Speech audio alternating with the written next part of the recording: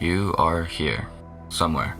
You can't see you, it's too far away, but you're here somewhere.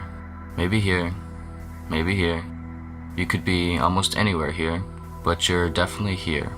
You don't know why or for what. No one does.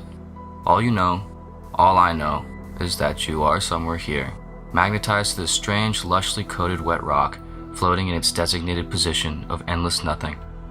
This rock you are on, it's tiny, and you are tiny compared to this rock. If we zoom out a little bit, look how tiny you are.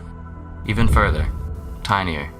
You're so tiny, your even tinier brain can't comprehend how tiny you are.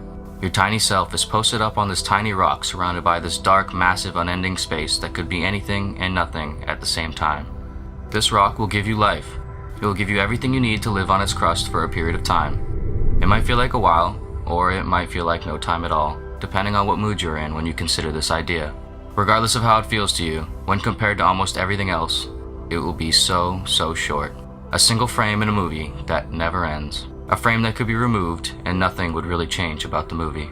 In this frame, you will live on this rock, then you will die, and you will have no idea what happened. No one will. If you're really lucky, you'll have some friends and family and lovers who will be sad for a little while. They'll miss you, but they'll try really hard not to, because being sad and missing someone all the time is really tiresome. It'll mess up their lives, so they'll try to work through it and move on as best they can. They might go to therapy, they might practice techniques to get through grieving. They'll probably be somewhat successful. They will also die.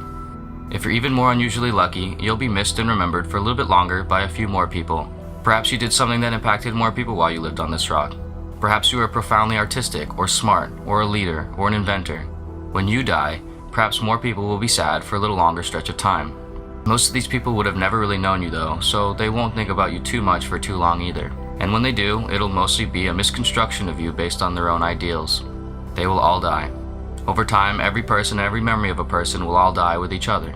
This won't matter. To you, to me, to anyone, we'll all be dead.